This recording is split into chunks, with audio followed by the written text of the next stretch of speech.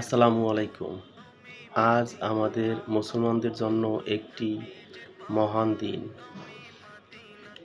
পবিত্র ঈদে মিলাদুন্নবী সাল্লাল্লাহু আলাইহি ওয়াসাল্লাম। হিজরি সালের 12ই রবিউল আউয়াল তারিখে আমাদের প্রিয় নবী হযরত মুহাম্মদ সাল্লাল্লাহু আলাইহি ওয়াসাল্লাম এই দুনিয়াতে আগমন করেন। তিনি এসেছিলেন অন্ধকার দূর করে সত্য, ন্যায়, দয়া ও ভালোবাসা আলো ছড়িয়ে দিতে।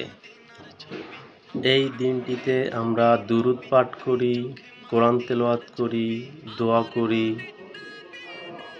এবং নবীজির জীবনী থেকে শিক্ষা নেওয়ার চেষ্টা করি। প্রকৃতপক্ষে ঈদে মিলাদুন্নবীর আসল শিক্ষা হলো আমরা যেন নিজের জীবনে নবীজির আদর্শকে বাস্তবায়ন করি।